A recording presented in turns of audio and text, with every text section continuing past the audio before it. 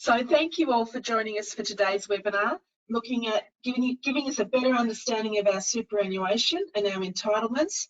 Our presenter today is John Berrill. Thanks, John, for coming in. And I'm Andrea Salmon. I'll be your facilitator today.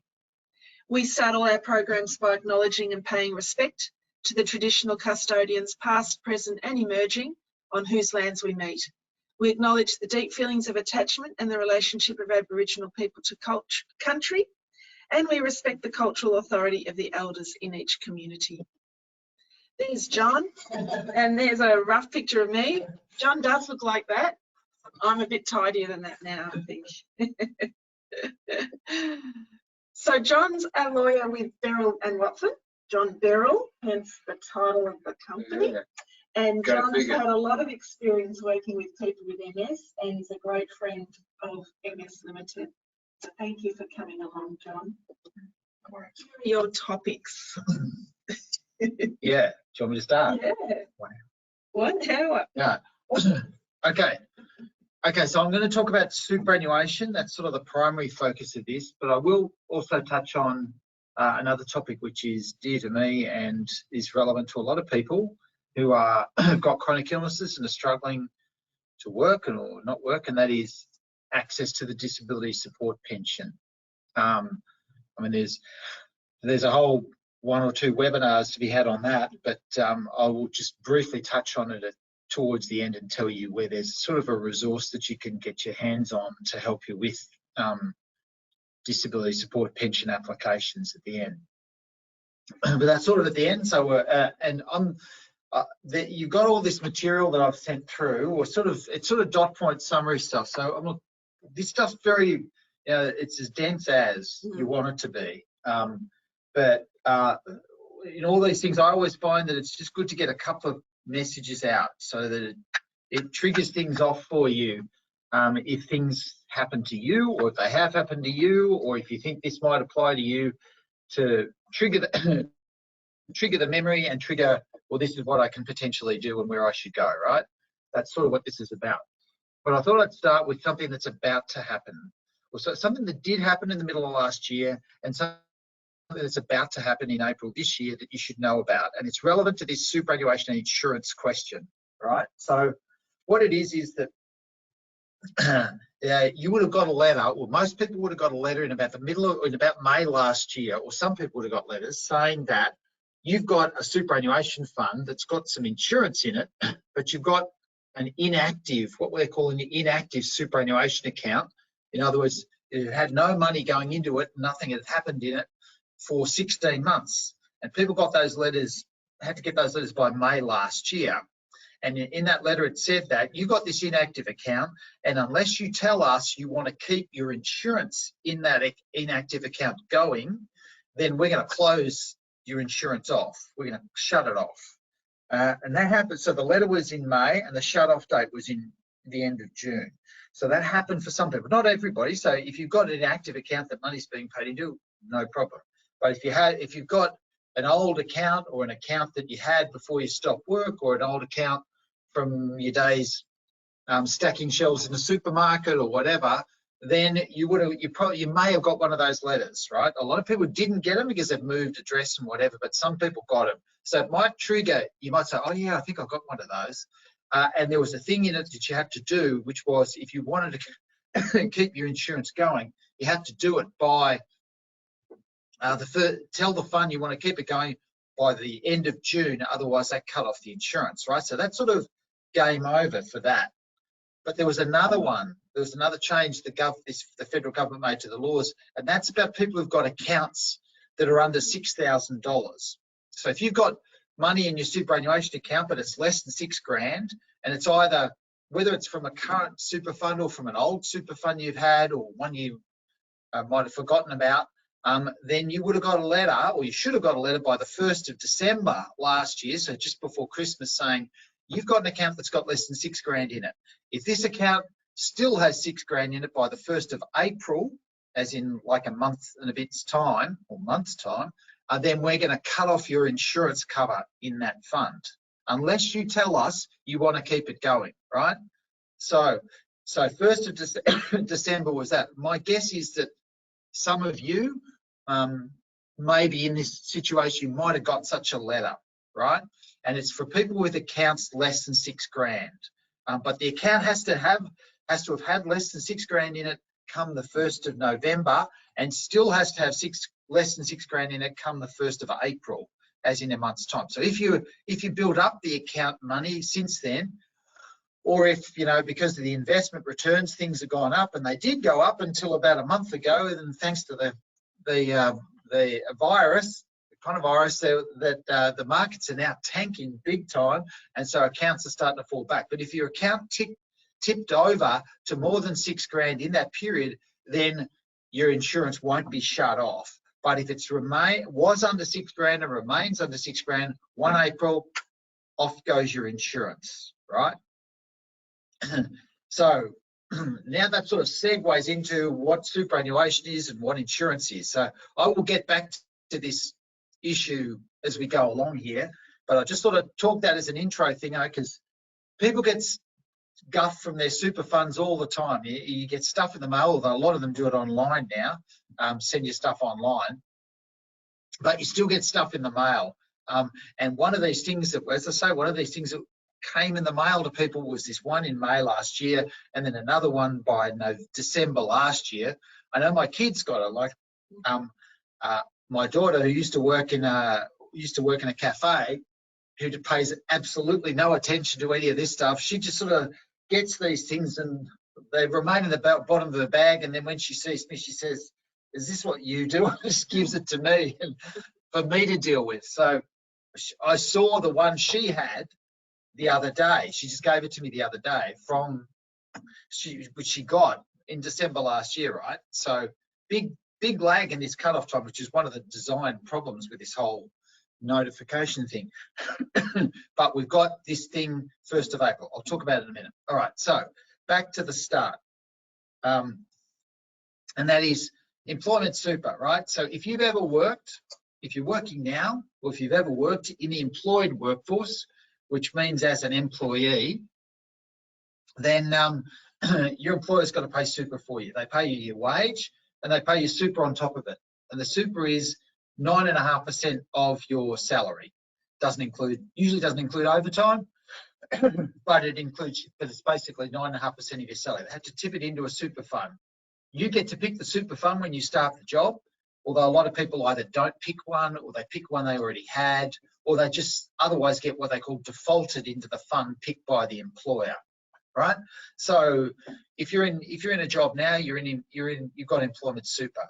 Most employment super funds operate like bank accounts, which means the money comes into the fund from the super contributions.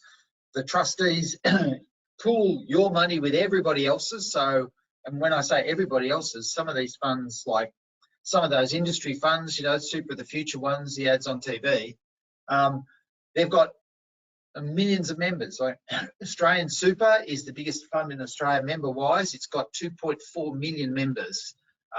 REST, which is the Retail Industry Super Trust, which covers, you know, shop checkout chicks or checkout boys and girls, and people who stack shelves in supermarkets, that sort of stuff. That's got 2.2 million members. These are big by number, right? So they pool your money with everybody else's, and whatever investment returns are achieved get added to, or in bad times subtracted from your account, right? And that accumulates over time, and then come retirement age, you're supposed to have enough to live off in retirement. That's the deal.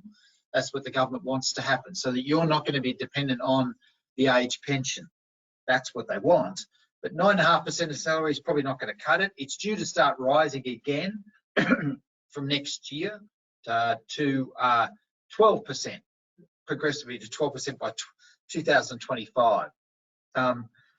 So that's the super, right? But problem, that all presumes that you're going to be able to keep working. You're going to remain healthy, and you're going to stay in the workforce, and you're not going to have kids, and you're just going to stay in the workforce, and you're just going to work full time until retirement.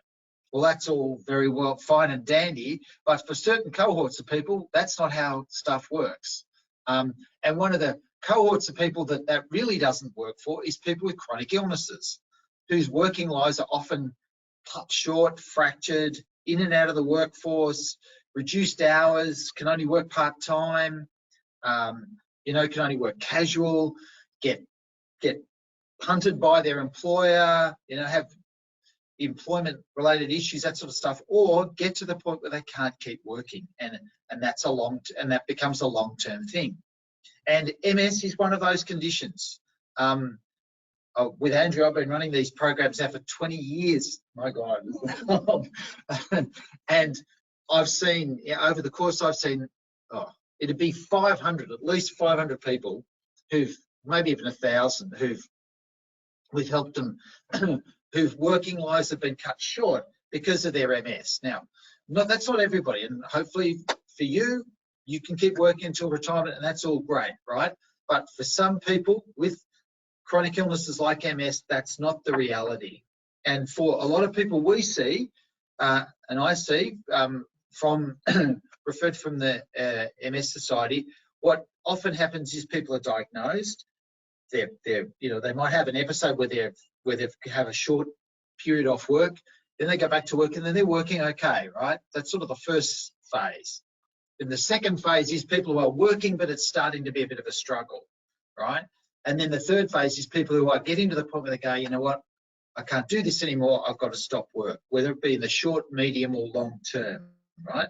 And for these people, their superannuation is problematic because they're not going to have enough dough. So that's where the insurance comes into play. And if we flick down to the fourth dot point there, which is TPD, income protection, terminal illness, death benefits, they are the benefits that are insurance. So in super. So what you've got with super is you've got two types of benefits. You've got the dough that you or your employer paid into the fund, which is the account balance, which shows up on those annual statements you get, right? And that accumulates over time, right? And then you've got this other type of benefit that's in superannuation schemes in Australia. It's actually pretty unique to Australia. There's only about 3 countries in the world that have got what we have in Australia, which is this full suite of insurance products within super. Most countries don't have this at all. Like, you know, in America, they have things called 401k plans. They don't have insurance in it. And in the UK, they have pension plans.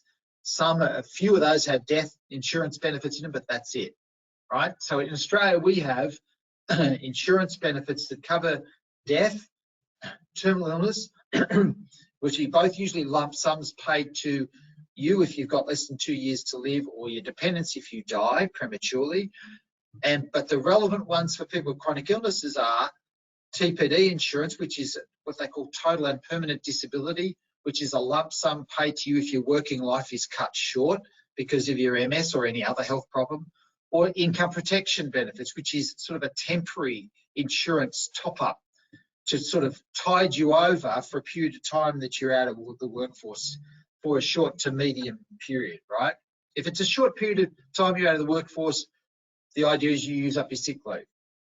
But if it's sort of a short to medium term period of absence because you have, for example, an episode from MS and you're crook and you're hospitalised or you're unable to work for, say, 6 months, that's what this income protection insurance is designed to cover. It's designed to give you sort of income support for this period of time to tide you over until you get back into the workforce, right? But the TPD one is a lump sum paid to you if you are sort of long-term, if you reach the point of being long-term unfit for work. And as I say, with that sort of progression that we see with a lot of people with MS, that 3 stages, if you get into that 3rd stage, which is because of the effects of your MS, whether it's fatigue, whether it's cognitive issues, whether it's ambulant issues, being able to walk around, etc. If you get to the point where you can't keep doing the job and it's going to be a long-term thing, then that TPD thing is what comes into play there. John, would you expect most people, if they were heading towards not being able to work, would apply for their income protection first and then also apply for a TPD? Yeah, well, the idea of the way income protection and TPD work, the design feature of it is, if you're only out of the workforce temporarily, you get your income protection. But if you're going to be out of the workforce long term, you get the TPD. But it sort of fits in. The idea is a dovetail. So if you get to the point where you're going to have a long-term incapacity for work, the TPD, because they're measuring whether you're long-term unfit for work, it takes a long time for the assessment to be done. The average claim takes about 12 months, it's not quick. So in that time, the idea is, the design is, you go on income protection first, and that tides you over to see if you're going to be able to go back to work. But if it turns out you can't, and that's going to be a long-term thing, the TPD kicks in. So how do people know they've got enough income protection? Because that was something that I found many years ago, that the income protection was actually smaller than what my real income was. Yeah, right. So the way income protection works under most super funds is it pays you a percentage of your salary for the period of time you're unfit for work. So usually you've got to be off work for a minimum period. It's called the qualifying period. It's either 30, 60 or 90 days, usually 60 or 90 days. So in that period, they don't pay you for that period. And in that time, so the idea would be use up your sick leave, annual leave, whatever. Then if you're unfit for work to do your normal job, then this payment kicks in. And it's calculated as a percentage, usually calculated as a percentage of your salary when you stop work, maybe capped out though. So an example, Australian Super has a benefit, an income protection benefit that's pays you up to 75% of your salary, capped out at $3,000 a month, right? So if when you stop work, you're earning, I don't know, $4,000 a month, right? Then they would pay you $3,000 a month. If you're paying for that period of time, right? Because that's 75% of 4, and that's the schedule rate. But say if you're earning $5,000 a month, normally 75% is at like 3,500, but the cap cuts in, so it means you only get 3, right?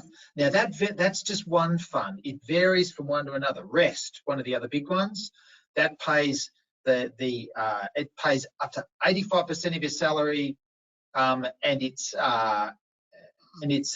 2,500 is the sum insured rate, the base sum insured rate. You can take out extra cover, right? Yeah. This is the base cover you get through your super fund, right? It's what they call the default.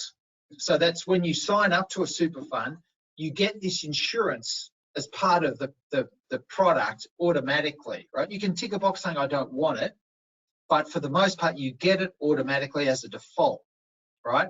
And it gives you this sort of base amount, which is, you know, like $3,000 a month, $2,500 a month. If you want extra, you can apply to the super fund at the time to get extra cover. But if you do that, you'll get a health questionnaire. Whereas to get the default cover under most of these funds, you don't, right? So if you've got MS and you're starting a new job, you join the super fund, you get this cover without filling in a health questionnaire. You get the default cover, this sort of baseline cover, right? If you say to them, I want extra cover, I need $6,000 a month, not $3,000 a month, so I want to double my benefit, they'll say, right, here's a health questionnaire. And if you tell them you've got MS, chances are red line. You won't get the cover. You'll keep the base cover, but you don't get the extra cover, right? Everybody following that so far? All right, so that's this. So super, employment super, you get your 9.5%, that accumulates, you get this insurance cover as well. Now the insurance varies from one fund to another. It's all over the shop, right? There's no minimum, there's no minimum amount, no minimum type of cover, right? There are some pardon me, guides, like in a certain type of default product called a My Super product, which is what most people have. The fund must provide you with death and TPD cover, and they have an option of providing with income protection cover, but subject to a few variations, right? Subject to the fund being able to get it at affordable rates, that sort of stuff. So it means that it's a feature of this insurance is a feature of most funds, but the amount of the cover, whether you got cover for all of those things or combinations of those things, it's all over the shop, right? And that's when you got to ask people like me to find out what you got and what you could have and what you should have, right?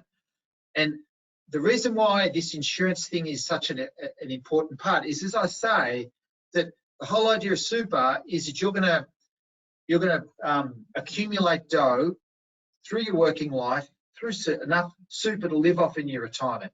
The idea of the insurance is if your working life is cut short because of a disability, because of a chronic illness like MS or anything else, then the idea of this insurance is that comes in and tops up the account, the money that's in your super, so that then you would have enough dough to live off in your retirement. That's a theory.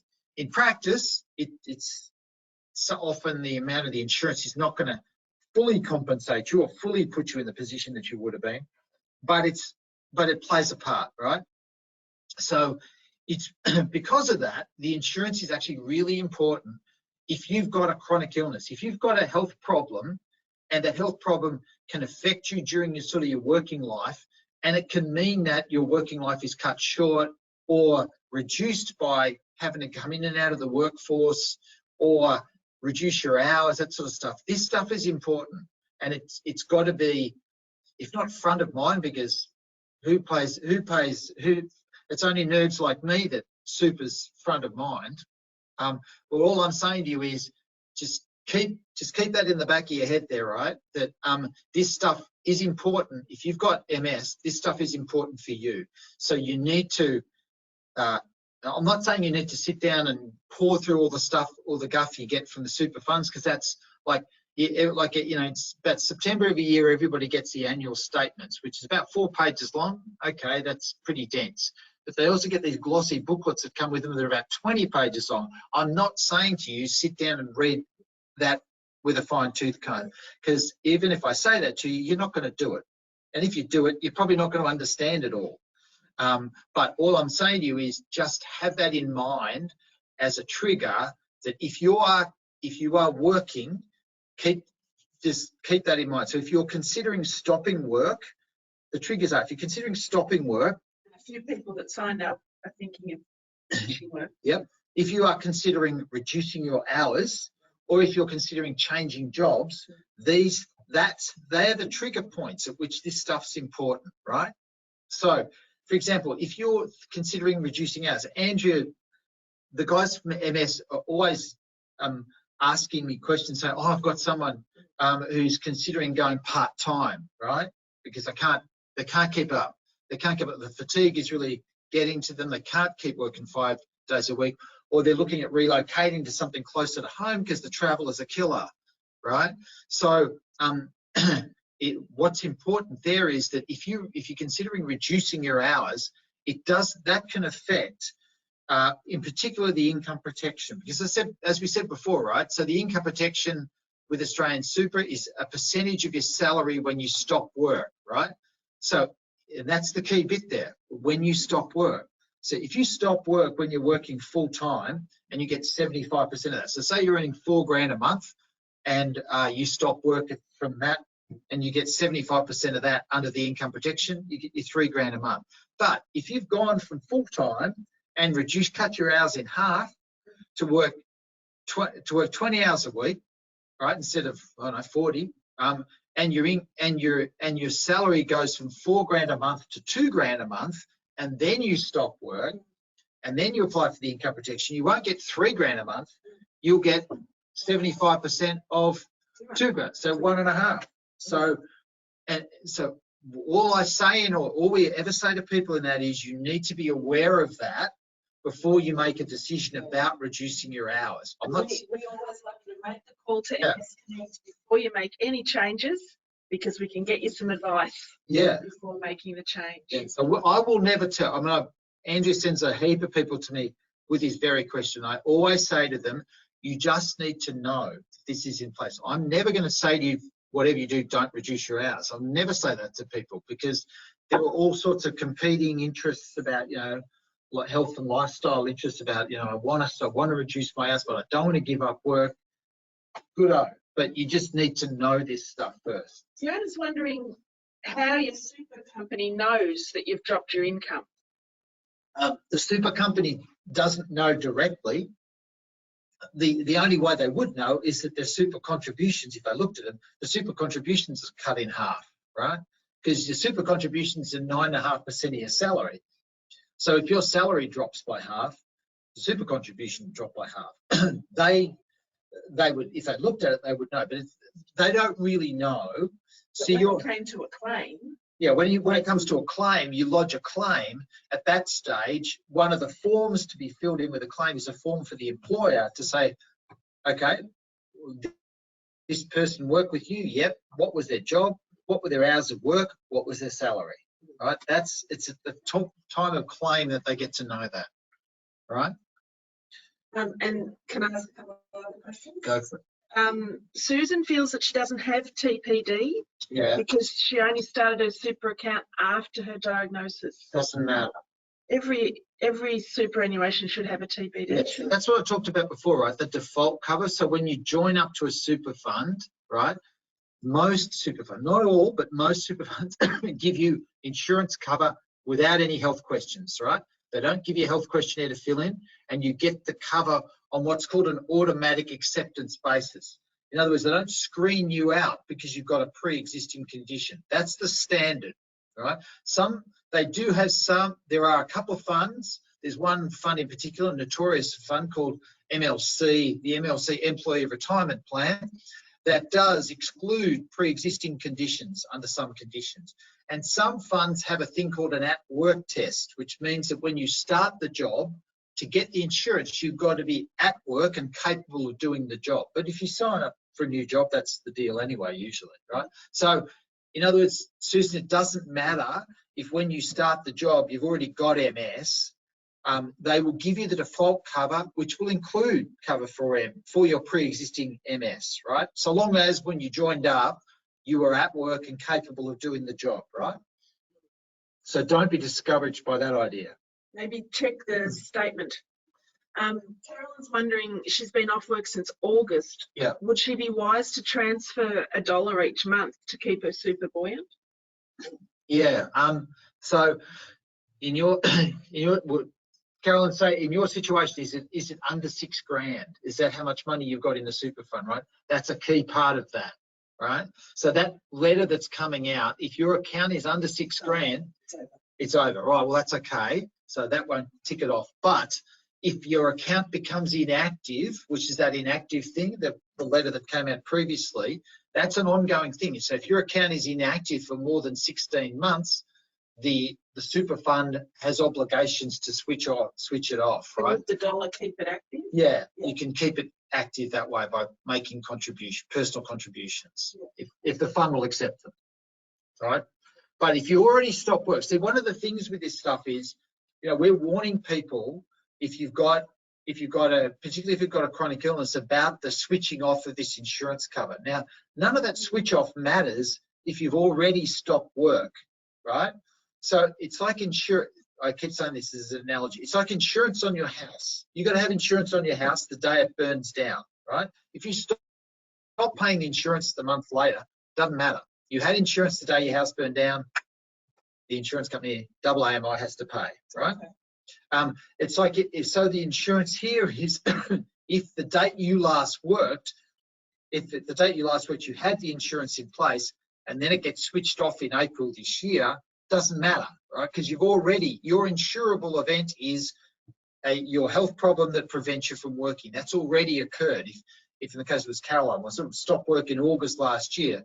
So if her insurance was in place then, and she's got a potential claim for TPD or income protection, she can still do that, no problem, right?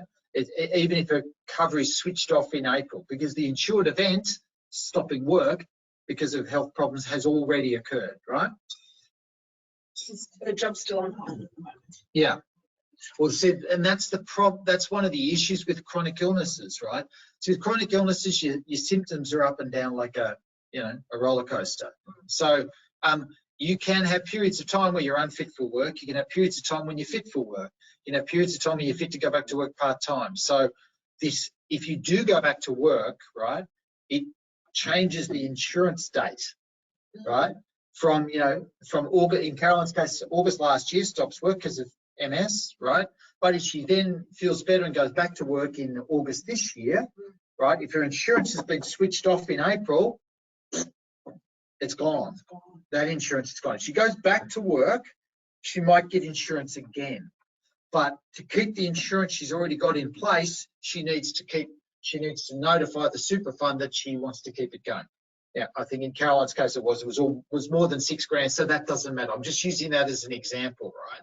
So what we're telling a lot of people with chronic, particularly those with existing health problems, that whatever you seriously consider, keeping this, notifying the super fund you want the insurance to keep going, because if you ultimately become unfit for work, or if you go back to work and then stop work again, that insurance is in play, right? And if it's been cut off, then it's gone. So when you're on sick leave or Yep. on service leave, you're still working, don't you? Because you're still being paid. Well, but you're not actually physically working. Does your You're employed. superannuation Continue. Yeah. No. So, sorry. The way super works is it's 9.5% of your or what they call ordinary time earnings. So when you're working, you're being paid, right? Mm-hmm. So if you stop work, then your super stops being paid, right? Mm-hmm. If you stop work but you're on sick leave, then the insurance keeps getting paid. The super contributions keep getting paid. But if you're off work long term but still employed, often your super stops. But because while you're not being paid, whether it's leave pay. Yeah, the super gets paid on that. Yes. Yeah. It's if you're not being paid. So if you're on leave without pay, correct, then your super will pause. Yeah. Yes, the super will pause, and the insurance might pause as well, right? Yeah. So it's a big. Look, this is complicated. This is as with all these, every session I run of these things, I chuck so much info at you. To raise sort of potential red flags for you. But it's only a couple of things that really need to hit home. And the hitting home thing is, as I said before, if you are at the point of considering reducing your hours, stopping work, or changing jobs, they are the real trigger points of having to look at this stuff, right? And that's at the end, we'll talk about how you get help on that. John, can you make any form of claim? So I'm going to start with maybe income protection.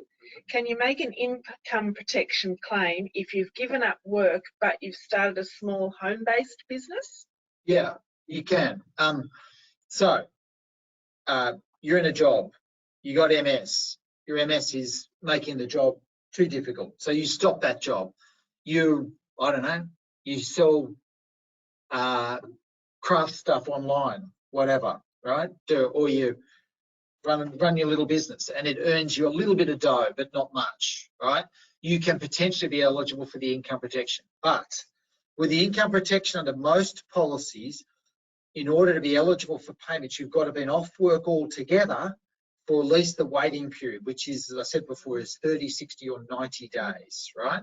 So for that period of time, you've got to be off work altogether to be eligible to then get the payments. And if you then earn a little bit of dough after that, then you might not get the full payment, you might get a reduced bit, so what we call partial disability benefit, right? But you've usually got to have a period of time where you're not working at all, at least for the qualifying period, right?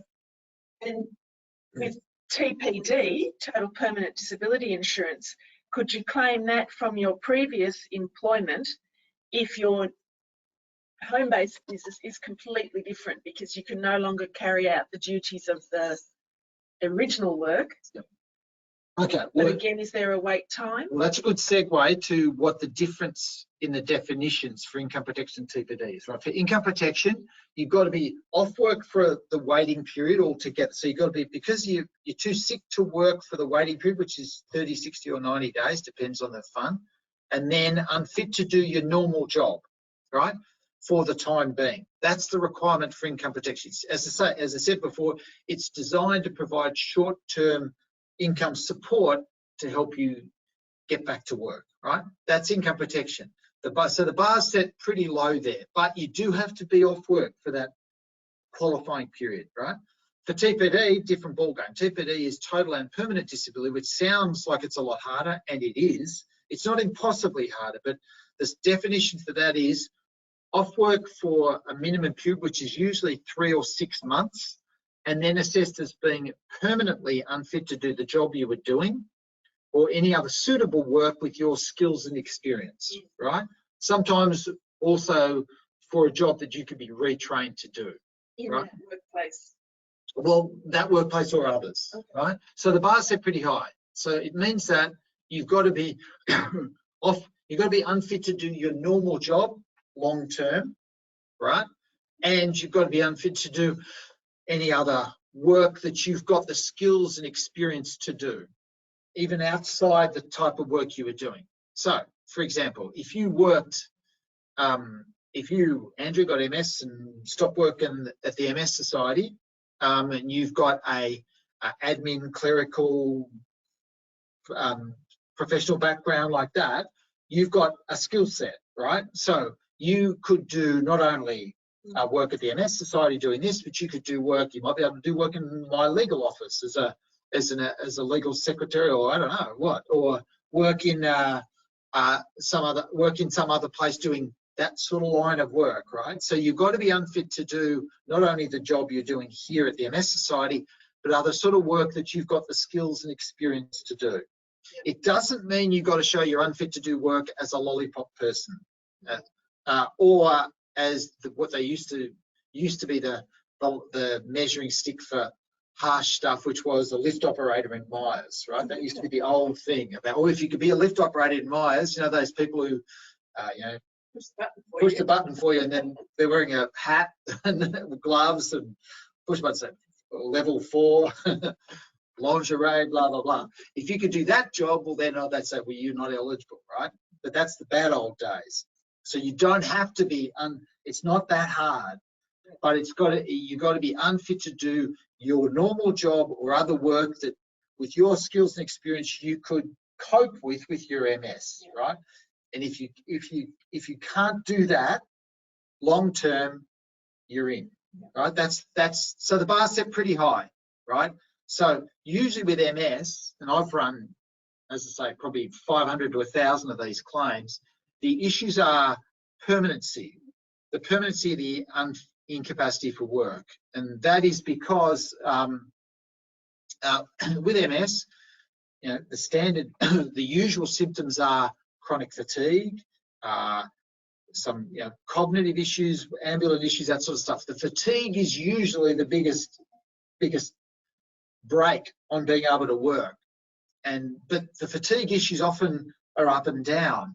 So the question is, well, have you reached the point of becoming permanently unfit to do your job and suitable work, right? So you might be temporarily unfit to do it, but if you had some time out and recharge your batteries, yeah, you'd be able to go back to it. In that case, you're probably not at that stage TPD. It's too early in the cycle, if you like, which is not everybody, but it's a common feature, right? So it's a question of, for these sort of TPD benefits, a question of whether you have reached the point of being unfit to do regular work on a medium to long-term basis, right? If you've reached that point, that's the trigger for being potentially eligible for this benefit. But it's sort of an art form of picking the point on the sort of the roller coaster ride as to when you've reached that point, right? Is there a point at which anyone would be advised to cancel their TPD insurance? Advised to cancel. So TPD, no. And that's because with TPD, you can have more than one claim, right? So if you've got, most people got more than one super account. I mean, I bet you some of the folk online here have got more than one. They might, sometimes they don't know it, but if there's a thing called the Lost Super Register at the tax office that you can search that will spell out all the super funds you've got, including the old ones, right? That's not foolproof, by the way, and there are sometimes other ones kicking around. And one of the things we spend a lot of time doing, is digging out people's old super that's still kicking around, or digging out the super that they had when they last worked. So say you might have people here, well, I've seen plenty of people who haven't worked for a number of years, and they say, all right, well, I want to make a claim under my super that they had in their last job. One of the things we do is go back and check whether they had any other super funds. Now, they might not have them now, they might have been consolidated now, but the question is when they last worked 5 years ago or whatever, did they have any other super? And if they did that have insurance in it? Because if it did, you can have more than one TPD claim, right? So you can have, I've had someone who's got 7 TPD claims because they had never got around to consolidating their super, so they had multiple TPD claims. So on your question, is it ever a good idea to cancel the TPD insurance? The answer is, if you've got a chronic illness, no, it never is, basically, because this is something that might be in play for you now or some stage in the future. Different for income protection, because with income protection, they offset, they offset each other, right? The TPD, no offsetting, but income protection, they do offset each other. So it's probably not a good idea to have multiple super funds with multiple income protection, because you pay insurance premiums on all this stuff comes at a cost, right? All insurance pays, there's a premium to be deducted from your super account for it. So that so to have multiple income protection, you're paying multiple premiums for it, but you're not getting the benefit of it because they offset, right? But this sort of segues into that other question that has been hanging around forever. Should I consolidate my super, right? So there's a lot of automatic consolidation going on at the moment because the government thinks there are too many multiple accounts, and there are.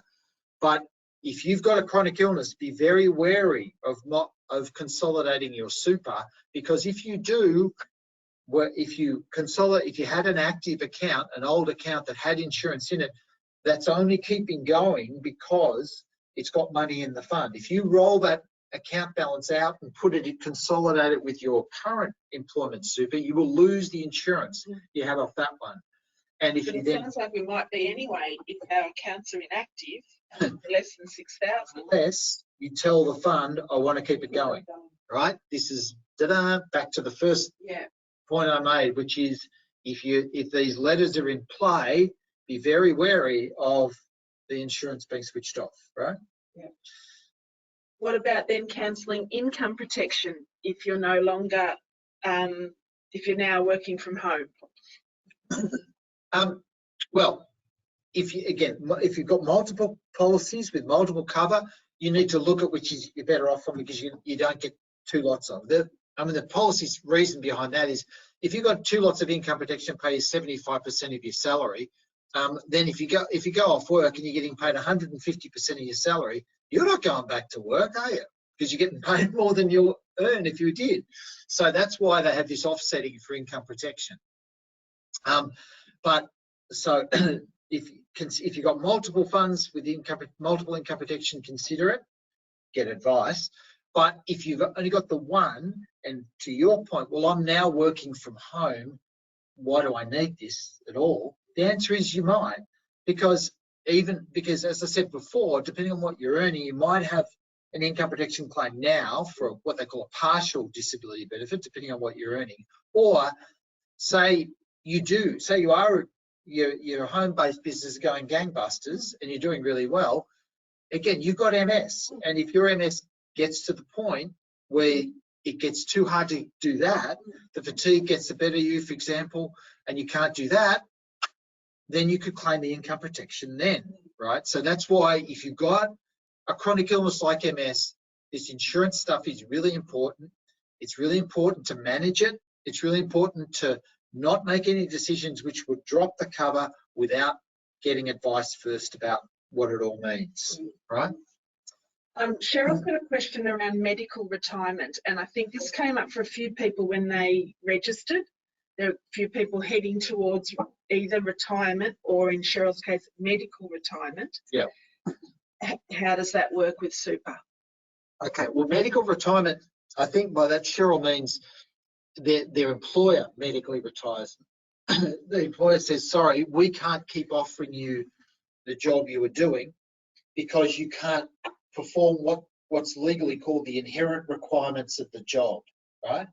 If you can't do the inherent requirements of the job, then your contract of employment is what they call frustrated, and it means that the employer can say, see you later, sorry, we can't keep the job open for you anymore. So we're going to medically retire you. that process can be really quick, as the employer says, unless you can do the job full time, bugger off. Or they might say, well, you know, can you give us a medical report? Can you go and see this doctor? We need to assess this. We need to speak to your doctor, give us a certificate from your doctor, that sort of stuff, right? So, yes, people are along that pendulum at various points, often depending on who their employer is, whether they're a big employer with sophisticated HR departments or whether a dodgy little place who couldn't care less about you, that sort of stuff, right? But the significance is, if that's medical, if at the end of that, the medical retirement is that the employer medically retires you, or you say to the employer, sorry, I can't keep doing the job, here's my medical certificate. The insurance can kick in. That's when this insurance cover can kick in, these insurance benefits can kick in. But, and this is the but in that, there are situations where how you retire, how you stop work can adversely impact on these insurance benefits. So, for example, redundancy. Should Cheryl ring and get some advice? Yes, definitely. That's why I say, before you make a decision to stop work, to reduce your hours, or to change jobs, get advice, right? There's no harm in doing it. And because, as I say, for example, redundancies are a big thing. So say if your employer says, sorry, you can't do this job anymore, we're going to make you redundant, we'll offer you a redundancy. Or if they say, oh, we're going to make everybody redundant in this department, and that includes you, right? And like I spoke to someone last week who was working, have MS, are working full time, right? And it's still, and they're being made involuntarily redundant. Or sorry, well, it's a redundancy. It's been offered to them, but basically said, you got to take it. Yeah. Take it or leave it. And if you don't take it, we'll make you redundant anyway. And so we've looked at this person's superannuation, their insurance, and said, well, okay, you've got this insurance and it potentially comes into play. But if you're working up until the very date of the redundancy, these insurance benefits that I'm talking about, the income protection, the TPD, are harder.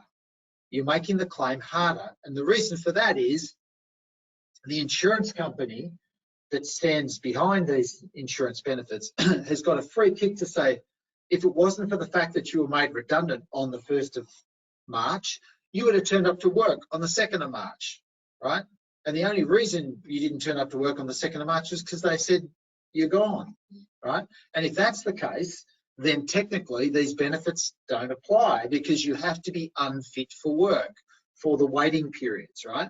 So therefore, it's important if this stuff's in play to check out what you've got, what cover you've got, whether the benefits can be affected by a termination, and there are one or two where you can be disqualified from the income protection if your employment's terminated. Very rare, but it does happen. And you need to navigate it. And that can include, for example, if you've reached the point of being too crook to keep working, quite often if redundancies are in play, it's because your work performance is, compromised because of your symptoms and your health problems. And the employers are saying, well, look, it's not working out for either of us here. So, and what you can do potentially in that is, if you've got a date of redundancy of, say, 1st of March, you can put in a certificate. You can stop, if you stop work before that date, you can sort of blunt that argument the insurance company has that you would have turned up to work the next day if you're already off work, right? That's all perfectly legitimate. That's not contrived. So there are ways and means of terminating your employment to fit in with these benefits that can help them, right? It's important to look into it. We can get some advice, and John's got on the slide here free help, so I'm just checking what you've got in the handout. So you've got the phone numbers and the email, so you can get some advice from John and his team. Yeah. John, anyway, so that's just to repeat it, before you make any decision to stop work, to reduce your hours, to change your job, or to get a redundancy or whatever, they're the trigger points. If you take nothing from this session, take that, right? Because your insurance benefits in your super can be affected, and to maximise them and get a redundancy, to get the income protection, to get the TPD, you got to steer a path, right? To get advice, right? No, I know you really want to spend some time talking about. Yeah. So we'll just quickly talk about that right at the end, right? So if you reach the point of having to stop work, then you might have these insurance benefits you can claim. You might have the income protection benefits. You might have the lump sums, right? But you might also be eligible for Centrelink benefits. And there's two types of Centrelink benefits that are in play. One is New Start, and the other is the Disability Support Pension, or DSP, as we call it. Now, you might have read stuff in the last year or so about how lousy the New Start rate is, and it's lousy, right? The base rate for New Start is $270 a week, and as a number of government ministers have been cornered on this, have been asked, how could you live on $270 a week? And I think one of them said, oh, I used to be a backpacker, and, you know, we've got the smell of an oily rag, blah, blah. But they don't now. They own probably 4 houses and stuff like that. So New Start is extremely difficult to live off, and it's very basic. And it also normally comes with job search requirements, which means you've got to look for 20 jobs a month and prove you've done it, unless you're under a temporary exemption. So that's New Start. Then there's the Disability Support Pension. The DSP is worth about $450, $445 a week as a base rate. So it's an extra $350 a fortnight more than New Start, and you get an exemption from having to look for work. So eligibility for the DSP is very important if you are eligible for it, right? So if you're off work, if you're already off work or you do stop work, then you should look at the eligibility for the Disability Support Pension. Now, the DSP is hard to get on, right? It used to be easier until 2011, when the only requirement was you had to be unfit to work more than 15 hours a week for 2 years to be eligible for the DSP. But the rules changed in 2011, and it's a lot harder. And what I've put there in here, and this is just a snapshot for you, is it sets out the eligibility requirements for the DSP, and they're harder, right? So I just really briefly run through them. There's still that requirement, you've got to be unfit to work 15 hours a week for 2 years, 1. 2, you've got to have a diagnosed health problem, and that's a problem for MS, because often with MS it takes quite a long time for a definitive diagnosis of MS to be given, right? And a lot of people have symptoms or whatever for a long period of time before they actually get that diagnosis. So you've got to have that. You're also got to have your condition has to be fully treated and fully stabilised, right? So if you're under a new treatment regime for MS or try a new drug trial, then the argument can be, well, your condition's not fully treated yet and it's not stabilised yet because you're undergoing this new regime that might help, blah, blah. So you've got to go through that pathway. But then here's the big one, and this is the big kahuna that knocks people out. You've got to have 20 points on an impairment table, right? That's the killer. There's these impairment tables that measure the level of your, what they call functional impairment.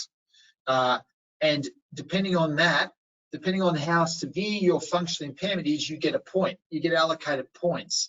And you've got to get 20 points to be eligible for the DSP, right? Now, there are 15 impairment tables. And if you look at that, what you've been sent, even if you can't see it now, have a look at it later, it's got a list of the impairment tables, and there are 15 of them. And they don't talk about particular health problems. So MS of itself is not listed on the impairment tables. In the same way, heart attack is not listed on the impairment table, but it's the functional functional impairment that arises from that is on the table. So it measures, table 1, for example, measures fatigue, right? Functions requiring physical exertion and stamina. So that's fatigue. Now, fatigue affects most people with MS at some level, right? So if you've got MS, you can come under table 1, which is fatigue. You can come under tables, particularly table 3, which is lower limb function, because you might have difficulties with walking, manoeuvring about, ambulant issues. So you might come under lower limb function, which is table 3. You might have, as a result of your MS, you might have developed a mental health problem, because it's stressing you out, that it's affecting your life badly, a loss of self-esteem and inability to work, that sort of stuff. So you might have a mental health function impairment. That's table 5, and so on. So what they then, there's these tables that measure how severe that impairment is, that fatigue is, and how it affects your life, your ability to do day-to-day stuff like cleaning, going to the supermarket, catching public transport, interacting with other people. Another one is brain function. So a lot of people with MS have cognitive problems. So that, again, it's a measure of that stuff. So you might come under multiple tables, and the art form here is to get 20 points on these tables, because you get 5 points if you've got a mild impairment, fatigue impairment. You get 10 points if you've got a moderate fatigue impairment, and you get 20 points if you've got a severe fatigue impairment, right? So it's hard. But if you get those points on one of the tables, if you get 20 points, so severe functional impairment under one of the tables, then you're eligible for the DSP. If you get 20 points on a combination of tables, you're still potentially eligible, but then you're going to go through a thing called a program of support to try and get you back to work. And that takes 18 months, and in that time, you're only on the New Start rate, which is crap. Are either of those means tested? New Start or disability? Yes, they're all means tested, yes. So, and means testing means there is an income test, and the income test basically is the first $170 a fortnight you get is exempt, and anything after that, it's sort of like 50 cents in the dollar comes off it. So if the DSP rate, the base rate's $450 a week, right? If you're earning $100 a week or $100 a week from another job, or from your home-based crafty thing that you talked about before, then if it's $100 a fortnight, it won't affect you. That's income. What about money in the bank or? Right, well, that's the assets test. So the income test is income you're earning from other stuff, right? The assets income as well. Assets test is a different test, and it's basically your home is exempt up to a certain amount. Your home is exempt from the assets test, and then other assets like money in the bank, shares, that sort of stuff, you can, it's a different measure and it changes all the time, but it's basically that if you've got a house that's about another $250,000 is exempt, and then there's sort of a sliding scale of reduction in the pension, right? So if you've got MS, if you can't work, or if you are stopping work, the DSP is potential for you, and it's much preferred to New Start. But the DSP is hard to qualify for, particularly this point system.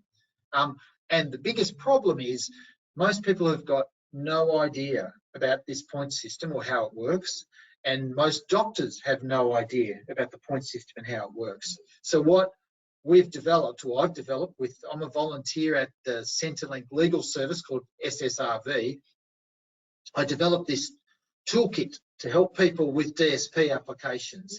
And it's got these little pro formas, 2-page pro formas for the doctors to fill in, so tick boxy type stuff, to help with the DSP application, right? So it's not a silver bullet. It's not going to get everybody over the line, by no means. It's still hard, right?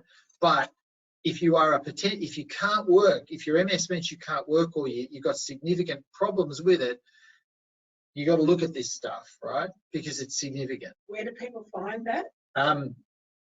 Social Security Rights Victoria has a not that one. Social Security Rights Victoria has a website that has the toolkit stuff on it, but how to use it. There's a instruction sheets on how to use it, and there's also a telephone advice service. But ring me, I'll sort it out. Okay. Right? So I wrote the stuff, so I know how it works. So we're helping people all the time with this stuff, and it doesn't cost you anything for us to do that. I'm happy to help you, right? John, thank you. We're nearly out of time. I'm just going to flick through some other slides while people get a chance to type in any other last questions they have. I also noticed that there were a number of topics that people had put in when they registered for the program as to what they were hoping to get out of it. I hope you're getting that. And if you have got, if we haven't answered the questions that you came with, please pop them in and we'll make sure we answer them, whether it's now or whether it's actually probably more likely to be an email follow-up. We will do that too. Just a reminder that MS Connect is a great point of contact if you're not sure how to contact John or where to get further advice. Go through MS Connect. There's a whole lot of reasons to contact the girls there. Peer support can be great to connect with other people who have had similar experiences and get advice from them as well.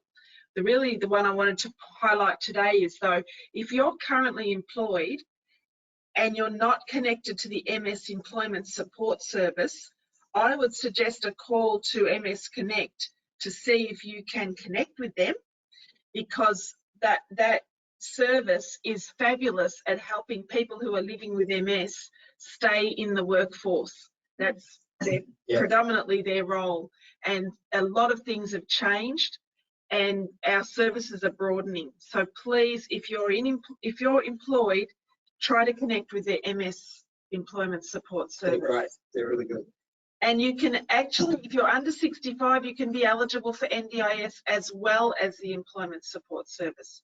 So another thing to tap into. If you're over 65, it's My Aged Care. So after the webinar finishes, there'll be a brief survey. So we'd like your feedback. But a couple of questions have come in that we'll just, if you, by all means, stay on. And John, if that's okay. Yep. Does TPD cut out, or is it possible to apply for it at a certain age? Example 65. TPD usually does cut out at age 65. With some funds, they're actually extending it out now to age 70, because it used to be that compulsory super contributions cut out at 65, but they don't. So some super funds have moved to extend the insurance beyond that age, but for most super funds, the insurance for TPD and income protection cuts out at 65. Now I'm going to preface this next question with a plug for the Centrelink Financial Information Service seminars. Financial Information Service is like an arm of Centrelink. They're not really Centrelink, but they tend to sit in the same office. And they run seminars all over the place, and you can Google to find out where they're running.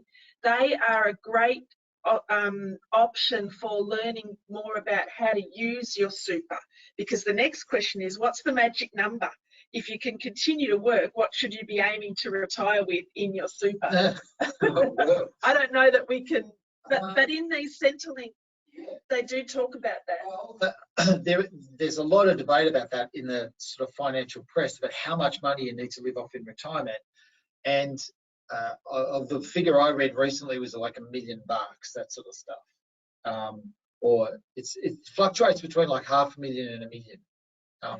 And there's debate about whether you should be 40% of your income when you leave work is what you need for the basics in retirement. But that's movable feast, because people are working when they're older, right? Yeah. So the cutoff of everybody stop work at 65, that doesn't happen anymore, right? So the government wants you to keep working. That's why super contributions keep being paid.